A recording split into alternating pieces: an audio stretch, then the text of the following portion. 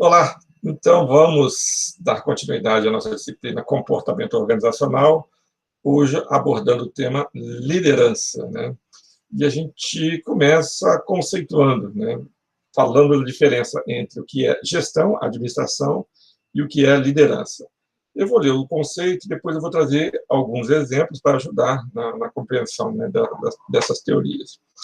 Então, o primeiro conceito que eu vou ler é de um dos especialistas de liderança, John Kotter, que ele diz o seguinte, da diferença entre administrar e liderar.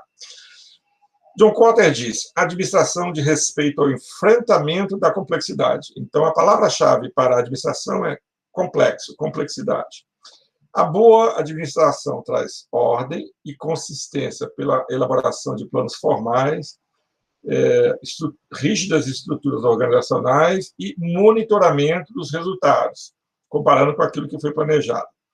Bom, o que seria administração? Eu gosto muito de usar o exemplo de um diretor de logística da CSN.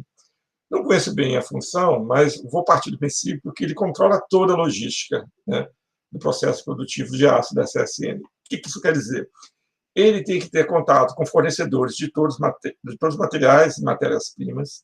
Então, isso aí vai desde o fornecedor de caneta para os escritórios, até o minério que é importado, até o coque que é importado, né? Então, contato com todos os fornecedores, negociações de compra, garantimento de fornecimento, negociações de preço, né? Essa é a primeira parte. Então, você já vê a complexidade. Depois, você tem que fazer a movimentação desse material, dessa matéria-prima. E aí você tem que alocar navios, você tem que alocar meio ferroviário, que é o principal meio. Essa matéria-prima vai chegar aqui na CSN, e aí ela tem que ficar transitando. Ela entra como matéria-prima e sai como produto final acabado. Então, você tem lá estoque inicial, estoque intermediário e estoque de produto final. Depois, você tem que contactar, contratar, né, fazer com que o seu produto seja distribuído. Ele vai sair dali de trem também, vai sair de caminhão, vai sair para diversos tipos de clientes, em suma. Não é algo simples. Então, um diretor de logística da CSN tem que ser um excelente administrador, que ele vai trazer ordem e consistência, ele vai elaborar planos, ele vai criar estrutura organizacionais, setores, né, gerências, superintendências, que vão, né, dar conta dessa complexidade. Ele tem que monitorar aquilo que foi planejado, que está sendo atingido. Ele tem que tomar ações no sentido de corrigir qualquer desvio, qualquer problema que ocorra. Em suma, este é o administrador, né? É a pessoa que vai tocar o dia a dia de algo bastante complexo. A liderança, o conceito vai um pouco para um outro lado, né? A palavra-chave em administração é complexidade, e a palavra-chave para liderança é mudança. Então, o que é a liderança? Ainda de acordo com John Kotter. A liderança diz respeito ao enfrentamento da mudança. Os líderes estabelecem direções através do desenvolvimento de uma visão de futuro, né? Olham para o futuro e falam, nós temos que chegar em tal lugar. Depois, engajam pessoas comunicando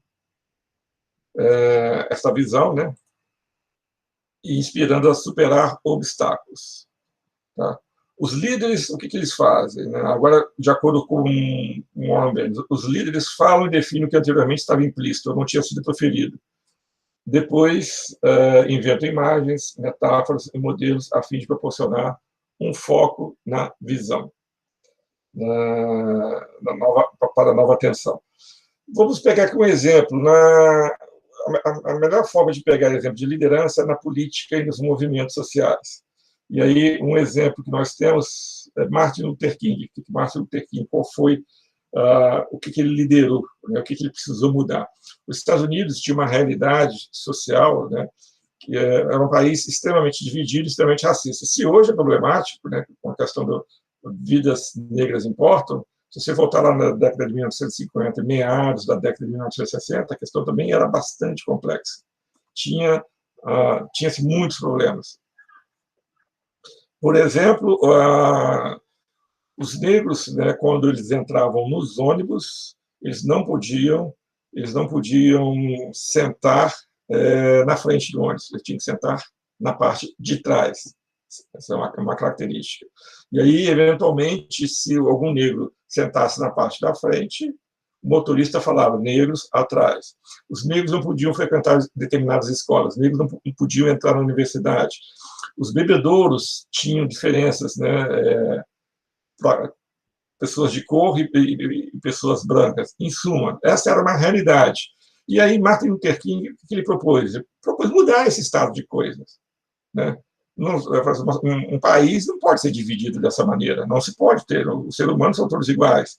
E aí ele foi exatamente um líder, ele estabeleceu direções, e a visão de futuro dele, né, até no discurso mais famoso que ele tem, I Have a Dream, ele falava que ele enxergava uma América no qual os brancos e os negros iriam se sentar na mesa da fraternidade, e que pessoas racistas e malignas, como o governador do Alabama, né, iria ter tanto valor quanto as crianças negras das escolas, dos bairros mais humildes, né? Aí ele repetia, I have a dream, que as pessoas vão poder ser julgadas pelo seu caráter, não pela sua cor da pele, I have a dream. Então, todo esse discurso, mas não é apenas o discurso, toda essa prática, né? Toda essa visão que ele dava de uma América diferente da que existia, era um processo de liderança. Então, ele buscava levar a sociedade americana de um estágio para o outro, e conseguiu, melhorou bastante.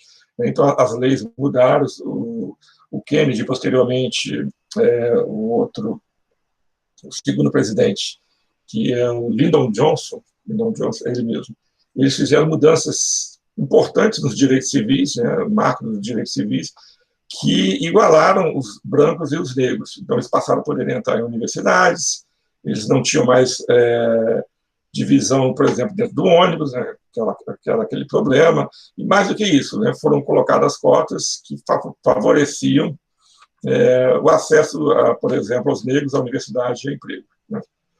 Então é isso, essa é a diferença entre administração e liderança. A administração é a complexidade, né, e a liderança é a mudança. Eu posso ter um administrador e um líder ao mesmo tempo? Pode, né? Agora, eventualmente, há uma tendência de você ser líder administrador, mas um dos dois vai predominar. Normalmente, é muito difícil você achar alguém que seja um excelente administrador e, ao mesmo tempo, um excelente líder. Não é impossível, mas é difícil. E aí eu vou pegar uma liderança política bastante importante na década de 70, de 60 até a década de 80. Leonel Brizola.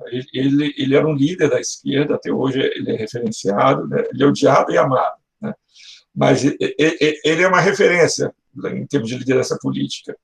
E pessoas que estavam com ele ao lado dele sempre falavam, olha, não adianta conversar com ele sobre a gestão do dia a dia, sobre as complexidades. Então, ia falar sobre a questão, ele era governador do estado do Rio, ia falar sobre a questão do transporte público, transporte urbano. Ele não entrava em detalhe. Por quê? Ele não estava ali para tocar o dia a dia, ele não estava ali para enfrentar a complexidade, ele estava ali para trazer a mudança, né? Mostrar um outro caminho, direcionar, criar uma visão. Tá? Então é isso, essa é a diferença entre ser um administrador e ser um líder. Kennedy também é outro exemplo.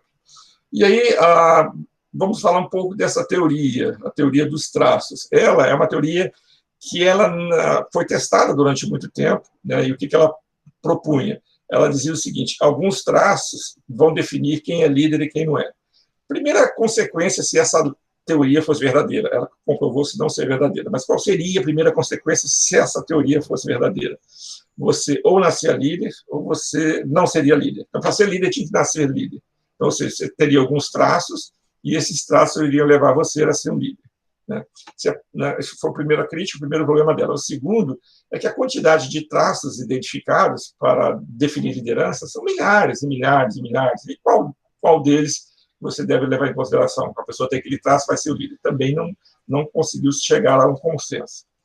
E aí, aqui tem um resumo dessa teoria, né? A teoria dos traços busca identificar traços consistentes associados à liderança. A maioria das pesquisas diz que buscavam os traços pela liderança não deram em nada, por esses motivos que eu já te falei, que eu já falei para vocês. Mas temos 1, 2, 3, 4, 5 traços. Eles não são obrigatórios, não é condição necessária, né?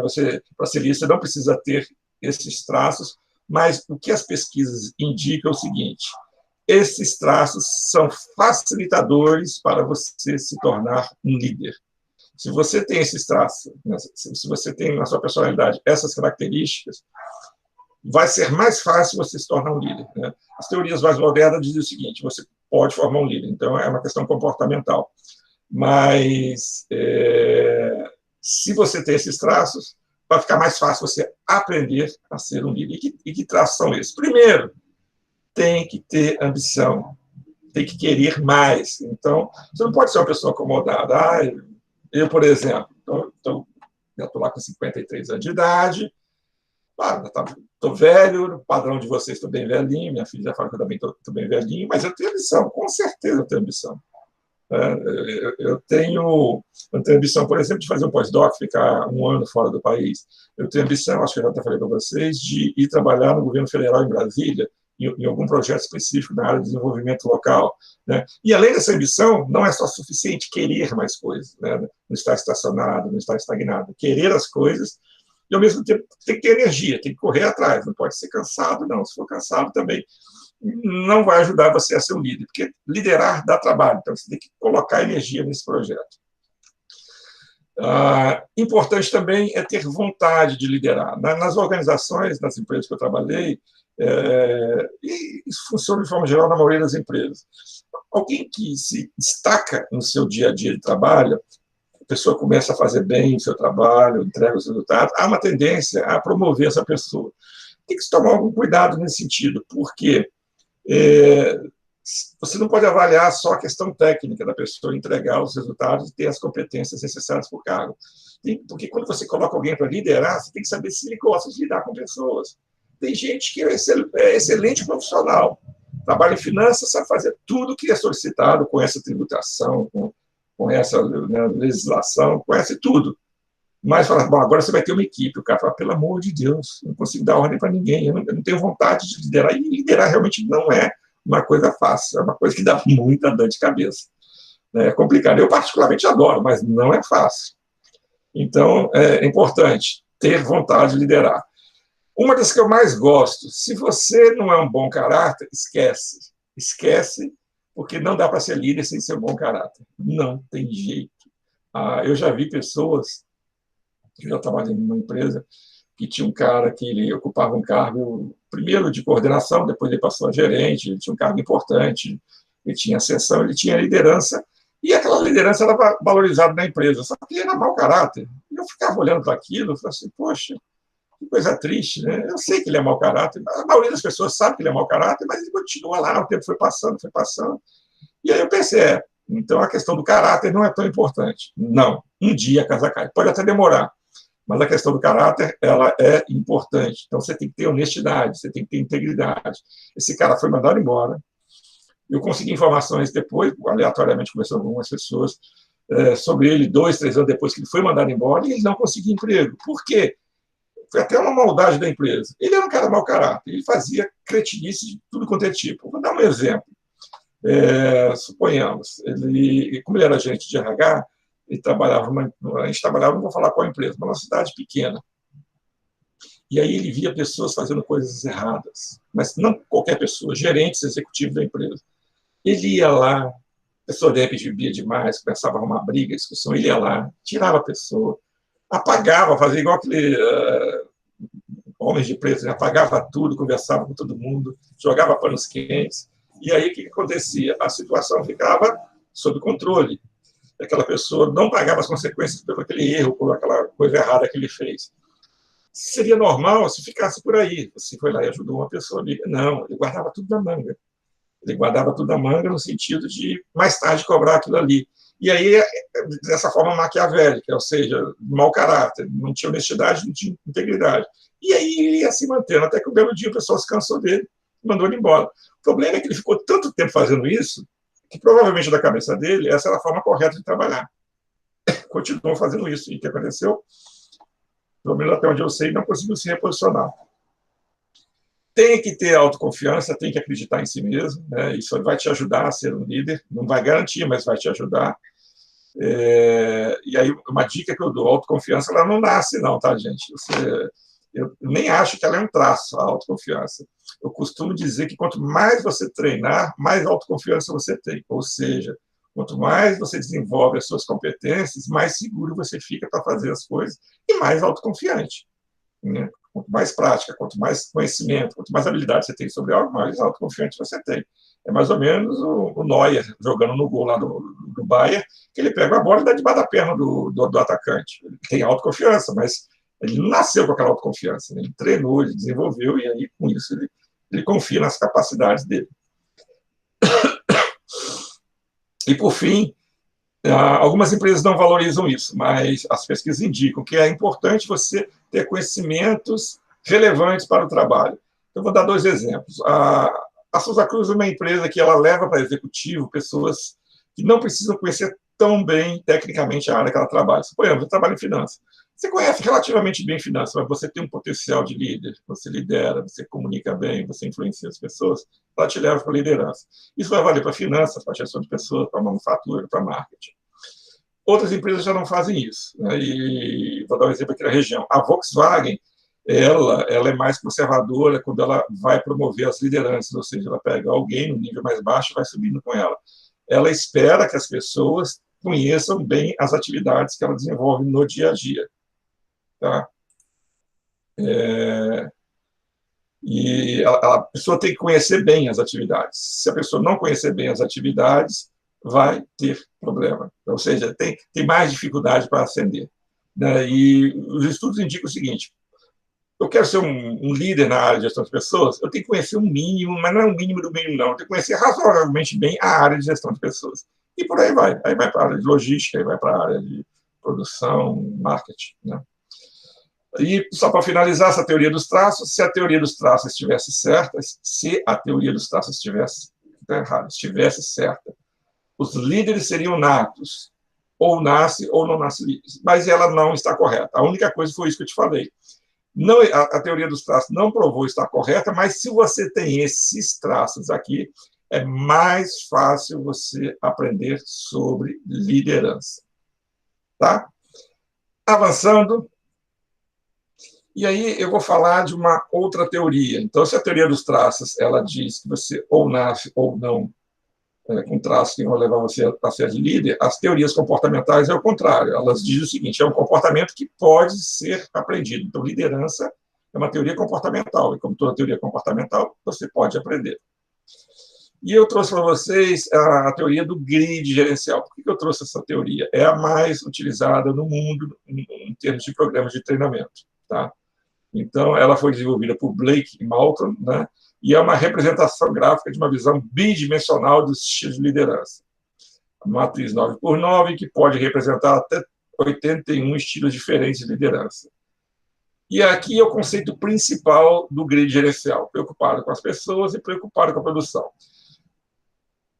Eu li isso aqui muito rapidamente, mas é porque eu vou mostrar para vocês. O que está escrito aqui está nesse gráfico que eu estou trazendo para vocês. Então, aqui, olha, uma escala bidimensional, 9 e 9. Então, de 0 a 9, nesse eixo é preocupação com pessoas, preocupação com as pessoas. E de 0 a 9, a preocupação com a produção. E aí, né, 9 vezes 9 é 81. Você tem 81 possibilidades de estilo de liderança no grid gerencial. Não dá para você, como se diz, não dá para você analisar cada um desses 81 estilos. E aí, o que se faz é analisar os extremos. Quem são os extremos? Né? Vamos ver aqui quem são os extremos. Quem são os extremos?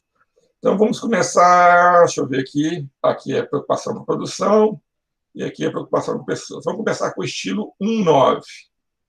1, aqui. Ele não está no 0, ele está com 1, então ele é 1 com produção. Então, aqui, ó, 1 produção. Esse gráfico aqui está meio furado, mas tudo bem. E 9 com as pessoas. Que estilo é esse? Então, esse é um extremo. Ele não tem preocupação em trazer resultados para a organização, ele não tem foco nisso, e está totalmente preocupado com o bem-estar da sua equipe, das pessoas que trabalham com ele. E aí o que está escrito aqui, ó, atenção concentrada nas necessidades das pessoas, pois relacionamentos satisfatórios conduzem a uma atmosfera confortadora e um ritmo de trabalho de organização cordial.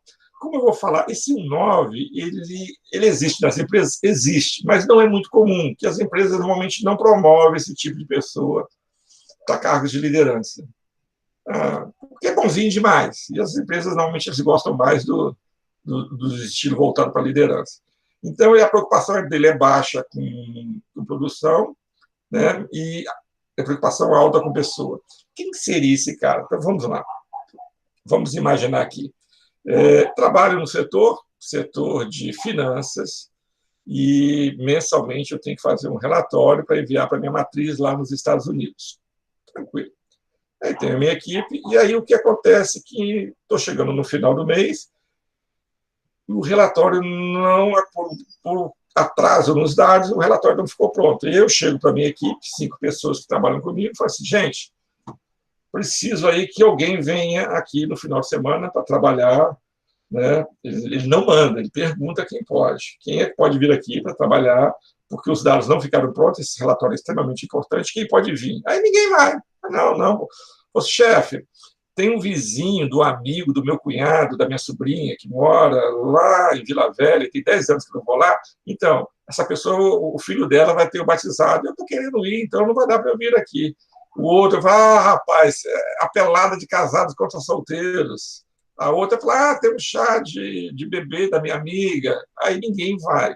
Gente, o cara ele pode até não ser preocupado com produção para a equipe, mas ele tem que entregar resultado. E essa pessoa entrega o resultado. Você sabe o que ele faz? Ele trabalha dobrado. Ele aceita que todo mundo vá cada um para o seu lugar, ele não impõe nenhum tipo de ordem, né, de distribuição de tarefa, e ele vai lá e faz, ele vai no final de semana e faz tudo. Então, o 9 é raro, mas ele existe. Tá? É o cara que ele quer a equipe super bem, todo mundo ama ele, todo mundo é apaixonado por ele, o resultado sai, mas muito às custas dele. Ele acaba pegando a responsabilidade da sua equipe. Eu já vi alguns casos desse tipo em empresas. Então, esse é o estilo 1,9 dentro do grid gerencial. Esse aqui é o livro, tá? Quem quiser ler, Blake e Malta. E aí, o que você tem? Vamos para o outro extremo. Este 1,9, 1 é preocupação com produção. O primeiro é preocupação com produção. 9 é preocupação com pessoa. Nossa, 9 totalmente preocupado com pessoas. Vamos navegar aqui até o outro extremo. 9,1. Isso é o que é mais predominante das organizações. O 9 é preocupação com produção, totalmente preocupado com produção. E o 1 é a preocupação com as pessoas, absolutamente nada preocupado com pessoas. Gente, então eu estou dando um extremo. Tá? Então, essa situação ela até acontece nas organizações, mas não acontece nesse nível. Mas, para exemplificar, é sempre melhor usar os extremos. O que seria um gestor, um líder 9,1? Vamos pegar a mesma situação. Tenho que fazer um relatório, mas só que é o seguinte, não, vamos mudar de área, vamos sair de finanças e vamos para a produção. Meta de produção já foi atendida, meta de produção totalmente atendida. As pessoas fizeram tudo que tinha que ser feito, qualidade acima da média. Então, tranquilo, não tem nada demais, beleza, a diretoria está feliz da vida com a área de produção, mas o chefe quer ser mais realista que o rei. E aí ele diz o seguinte, olha, vamos trabalhar sábado para a gente melhorar ainda mais essa produção. E aí manda a equipe toda ir lá. Um membro da equipe falou, chefe, eu marquei, já até falei com você, né? Há 6 meses atrás, eu marquei o batizado do meu filho para esse sábado. Vai vir toda a minha família, né? Vai vir gente de fora, e exatamente no sábado que você marcou. Você sabe que eu nunca neguei, nunca deixei de vir, eu sou muito comprometido, mas nesse sábado não vai dar para eu vir. E esse 9,1, o cara que só vê a produção, ele vai virar para o cara e falar assim, é? E quem é que está pagando essa festa? Eu falei, eu. Aí o cara fala, eu estou pagando. Eu falei, não é você, é o salário que você ganha nessa empresa. Então, se você quer continuar fazendo festinhas igual esse tipo para os seus amigos, pode fazer, mas você tem que agradecer a essa empresa. Eu acho que é uma falta de consideração sua deixar de vir. Ou seja, o cara já bateu as metas, ele está querendo fazer graça, o cara tem um compromisso que é realmente sério e ele não se sensibiliza. Por quê? O foco dele é totalmente voltado para a produção. Então, ele é o estilo 9,1.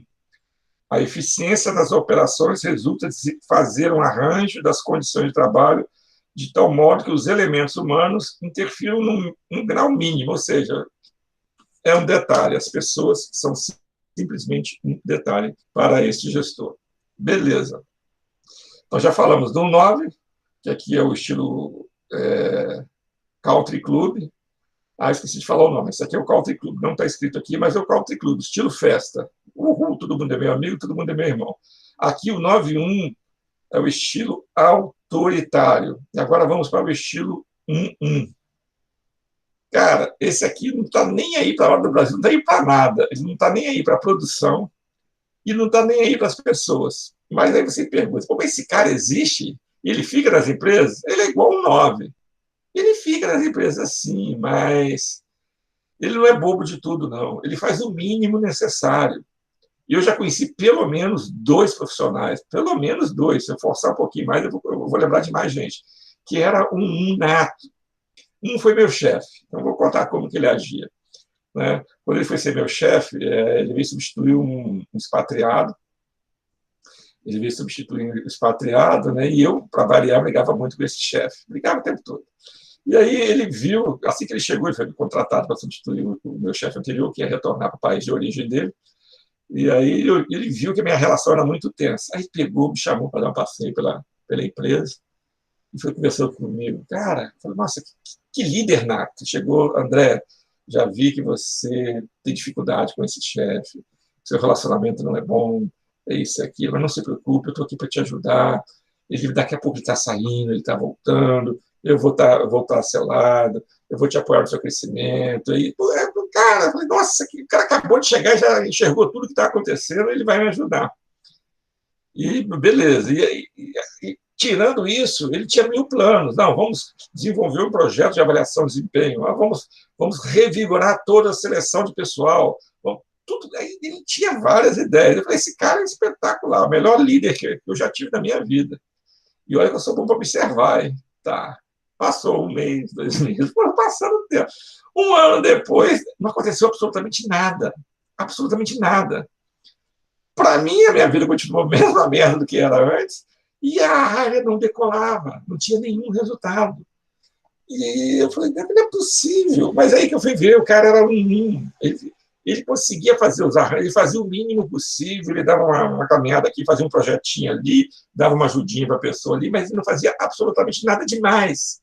Tudo dele era no mínimo, ali no limiar. E ele conseguia enganar tão bem, mas tão bem, que ele não conseguiu ser promovido para uma outra área. Né? Na verdade, foi azar dele. E gestão de pessoas é mais fácil você fingir que está trabalhando, porque é mais subjetivo, né? Mais abstrato. Ele foi para uma área de produção. Aí na área de produção não tem jeito, meu amigo. Lá não vai se criar, é muito difícil se criar, porque o resultado é online. Ou você faz ou você não faz. Em RH, às vezes, tem a questão do discurso. E a produção está lá, é materialização.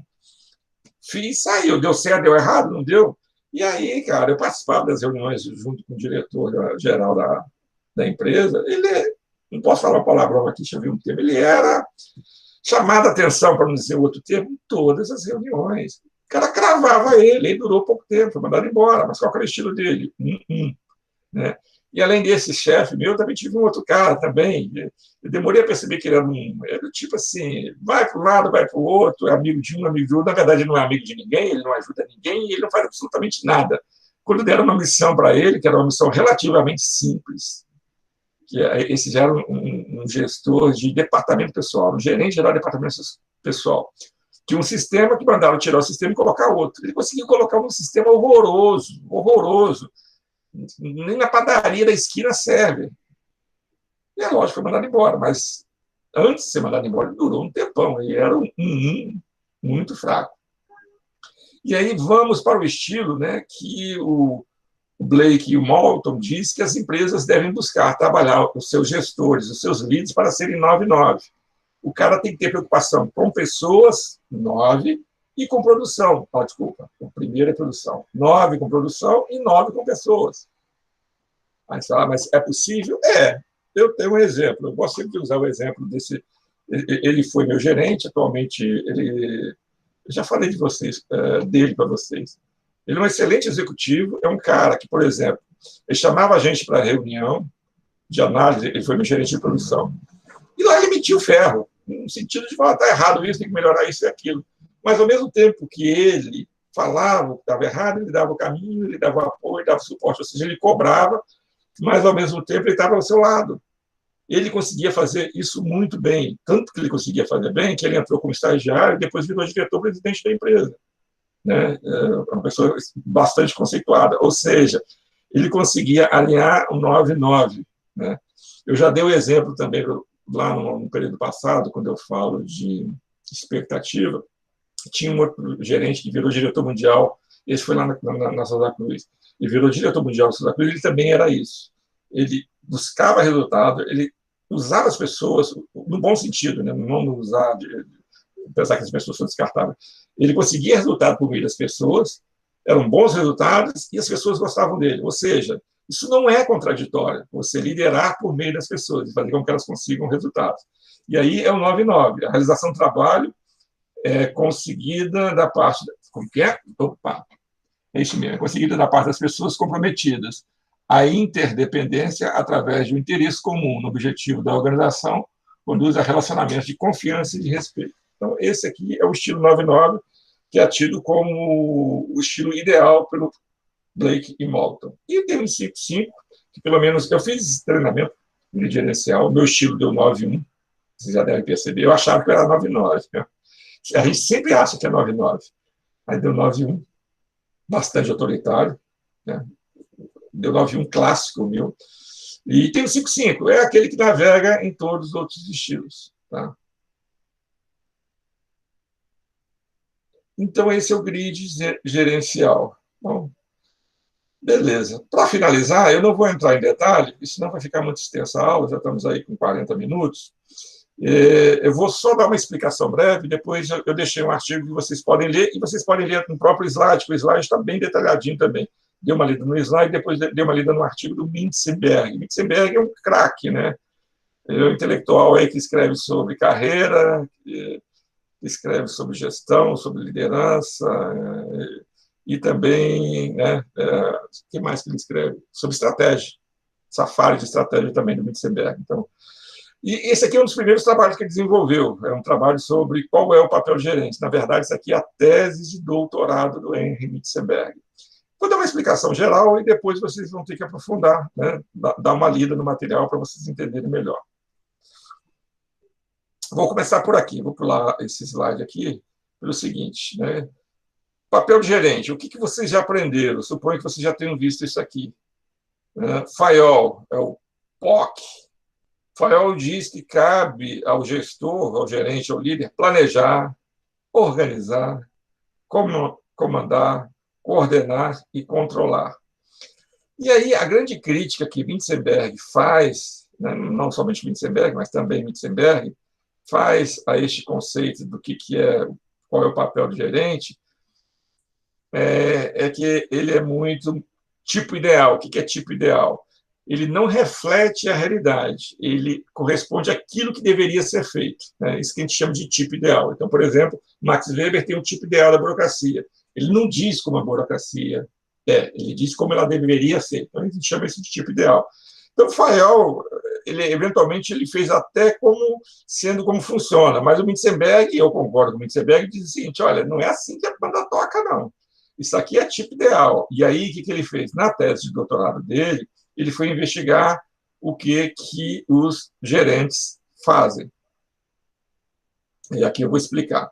Então, qual o objetivo dele? Busca apagar a linha arbitrária de gerentes e líderes. Nós devemos ver gerentes como líderes e líderes como gerentes. O gerente eficaz é aquele que alavanca a tendência natural das pessoas cooperarem em comunidade. Então, se influencia as pessoas a fazer isso. A maioria dos gerentes estão presos a eventos e demandas que eles não controlam. Então, isso aqui já é a primeira coisa. O gerente, né, gerente líder, ele usa como mesmo termo, o gerente, a agenda dele não é feita por ele. Daqui a pouco eu vou mostrar por quê. E que há uma ampla gama de estilos que pode funcionar bem para um chefe. Equilíbrio é a palavra-chave, mantendo-se com o ritmo frenético dos negócios e ainda assim criando tempo para reflexão. Ou seja, tocar o dia a dia, no executivo, no dia a dia, o ritmo realmente é alucinante, desde sempre. Mas aí não dá só para você ser operacional, tocar, resolver problema, fazer as coisas do dia a dia. Você também tem que olhar para o futuro, então você também tem que parar e refletir, que é a questão da mudança, que é a liderança. Aqui é a gestão e aqui é a liderança. Conduzir a mudança mantendo a estabilidade, liderar e colaborar, combinando análise e julgamento. Para Mintzenberg, gerenciamento não pode ficar confinado no interior do seu trabalho ou organização, mas deve levar em conta o ambiente macro em que esse negócio funciona. E aí, vamos lá. Eu vou dar uma pequena... Aqui, o método de pesquisa, ele acompanhou por um dia 29 gerentes. Eram mais diversos tipos. Então, pessoas da indústria, governo, ONGs, líderes de campo de refugiado, maestro de orquestra sinfônica. Passou 29 dias, cada dia com um tipo de líder como esse. Observou a distribuição entre pensar e agir, assim como sua relação com as diversas atividades. E ele propôs um modelo, que é esse que eu vou falar bem rapidinho para vocês, que é esse aqui. Ele diz o seguinte, esquece um pouquinho Fayol, que aqui é tipo ideal. O que ele faz mesmo é assumir 3 papéis: interpessoal, trabalhar as informações e tomar a decisão. E aí, esses papéis, eu vou falar bem rapidinho para vocês, eles são apresentados aqui em inglês, tá? Figurehead, ele representa. Então, o líder vai representar o grupo para a empresa e a comunidade como um todo. O que é isso aqui? Representar a equipe que ele lidera. Vamos imaginar, vou dar alguns exemplos práticos. Existem reuniões dentro da empresa para se definir quem vai ser promovido, quem vai ter aumento, quem vai fazer treinamento. Se eu tenho uma equipe, eu tenho que representar os interesses dessa equipe. Eu já vi gestor que vai com a mão abanando e volta com a mão abanando. Então, esse papel pessoal de gestor ele faz mal, ele não representa a equipe dele, né? Então, você tem que representar os interesses do seu grupo. Isso que ele faz no dia a dia. Liderar, o que ele chama de liderar? Liderar é contratar, treinar e motivar os empregados. Isso faz parte do dia a dia, né? Ele que vai dizer quem vai estar trabalhando, que vai dar a palavra final, ele vai dar desafio, vai dar projeto, ele vai patrocinar, financiar treinamento formal, né? E ele vai trabalhar os conceitos de motivação com seus empregados. E também ele é uma ponte, ele faz a ligação. Então, dentro desses papéis interpessoais, ele é uma ponte. Ele mantém o contato com colegas e grupos de interesses fora da cadeia de comando. Ou seja, ele não vai conversar somente com... Se ele é da área industrial, ele não vai conversar apenas com o diretor industrial. Ele vai conversar com o cara de finanças, vai conversar com o cara de RH. Né? Então, ele faz essa ponte com todos os outros setores, internamente e também fora. Ele vai conversar com o poder público, ele vai conversar com o fornecedor. Então, isso são papéis que um gerente faz. Nesse caso, são os papéis interpessoais. Ele representa, ele lidera e ele faz ligações entre o setor e outros setores da própria empresa, que não fazem parte da cadeia de comando da sua área, e setores fora da própria organização. O segundo é trabalhar as informações, no papel de informação. Primeira coisa que um gestor tem que fazer, gente, não pode ser boca aberta, o cara tem que monitorar, ele tem que saber o que está acontecendo. Então, por exemplo, ele tem que fazer isso aqui bem feito, manter contato com colegas, stakeholders. Manter esse contato é para primeiro criar uma network. E além da network, né, que ajuda, facilita o trabalho do dia a dia, ajuda pra caramba a monitorar. O que é monitorar? É saber o que está acontecendo. A empresa vai ser vendida, a empresa vai ser comprada, ela vai fundir, ela vai investir em nova fábrica, ela vai fechar uma nova fábrica, ela vai fechar uma fábrica, desculpa, ela vai lançar novos produtos. Você tem que saber o que está acontecendo. Vai mudar o plano de carreira, vai mudar o plano de saúde. Então, você alavanca a sua rede pessoal, suas ligações, a sua network, para escanear o ambiente para as informações que são importantes. Então, esse é o papel de informação. Chama de informacional, uma tradução portuguesa é meio ruim, então é um papel de buscar informações. Então, primeiro você monitora. Mas não basta só você monitorar. Se você tem uma equipe, você tem que trabalhar essas informações com a equipe. Então, ele chama um segundo papel, né, aqui dentro, que é disseminar. Você alimenta os seus subordinados com informações, né, para quem né, falta acesso a dados críticos. Ou seja, Você tem uma equipe, né, e, lógico, a informação dentro da empresa ela é de acordo com o nível hierárquico. Então, um cara do chão de fábrica tem muita coisa que ele precisa do seu dia a dia, mas que ele não tem acesso à informação. E aí o líder, muitas das vezes, ele vai ter que prover essas informações. Lógico, tem que saber trabalhar o que é, o que não é confidencial, mas o que não for confidencial, ele tem que abastecer as pessoas, tem que trazer essas informações. Ele tem que formar uma network, ele tem que monitorar o que está acontecendo e tem que disseminar. E ele é um porta-voz também, um spokesperson. Ele provê informações do lado da sua unidade para o gerente sênior. Então, ele vai dizer, olha, a minha equipe está fazendo muito bem o trabalho, ela está fazendo isso, ela está com essa dificuldade, precisamos desse recurso. Ele é um porta-voz, né? Olha, a minha equipe está dizendo que o salário está ruim, né? Então ele leva os interesses, é um pouco parecido com esse aqui, ó.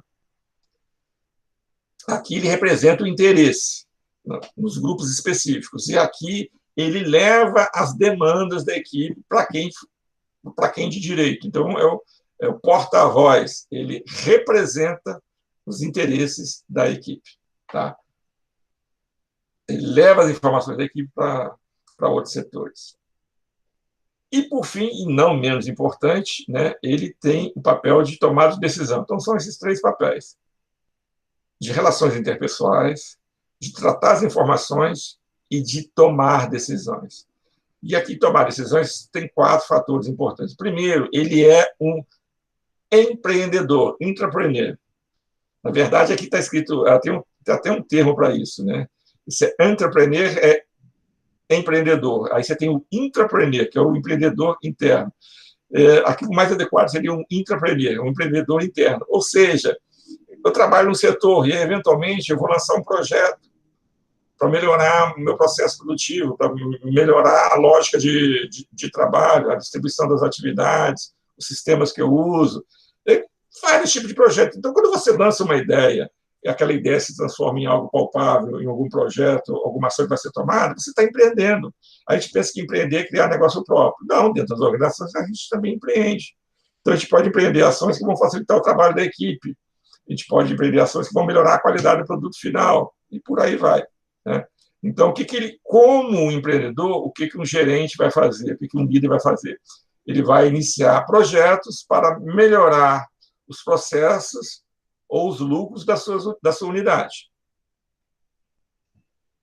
Ele é um gestor dos distúrbios ou das confusões. Ele é, como eu poderia dizer, ele é o gerenciador de conflitos. Né? Então, é um gestor de conflitos. Você vai gerenciar as crises causadas pela precipitação dos empregados, clientes, suprimento. Ou seja, você lida com pessoas, por isso que não é fácil lidar com pessoas. Então, você vai ter crises. Né? E aí, eventualmente, você pode ter crise. Você promoveu alguém, outra pessoa não gostou, ou a empresa tomou uma atitude, você teve uma insatisfação na sua equipe. Você tem que gerenciar essas crises entre pessoas da mesma equipe, entre você e a sua equipe. Você tem crises com fornecedores, eventualmente a empresa fica pé da vida com uma qualidade ruim, e faz uma retaliação de não fazer o pagamento, aí o fornecedor fica pé da vida, e aí você vai ter que negociar, você vai ter, como se diz, fazer a gestão, que eu quero dizer, o handler, né? Fazer a gestão desse distúrbio. Você aloca recursos, né? Porque, como gerente, você tem poder. Né? Dentro desse poder, você tem vários recursos. O recurso pode ser financeiro, né? O recurso pode ser prestígio, e o recurso pode ser tempo, que tempo de gerente, gente, é um recurso valiosíssimo. Então, por exemplo, quando você conversa com uma pessoa, você está alocando um recurso, e um recurso escasso. O tempo de gestão é uma das coisas mais escassas que tem. Então, isso é alocar recurso. Eventualmente, você tem uma equipe grande e tem projetos para ser desenvolvidos, ideias que foram lançadas para melhoria do setor, mas você não tem dinheiro para todos. O que você vai fazer? Você vai julgar, você vai avaliar e vai alocar o recurso daquele local que você acha mais adequado. Né? Aí você vai fazer, olha só que interessante, você vai alocar o recurso e já se prepara para fazer a gestão de crise, porque você vai ter problema. O que recebeu o recurso vai ficar feliz da vida, o que não recebeu vai ficar pé da vida. Né? É sistêmico o processo, é bem interessante. Então, o que é um alocador de recursos? Vai decidir quem vai pegar o quê? Coordenar o impacto das decisões interrelacionadas e alocar o seu tempo como gerente. Né? Tudo isso. E, por fim, não menos importante, você também é o negociador. Você usa a informação estratégica para resolver desacordos, estabelecer contratos e promover decisões compartilhadas.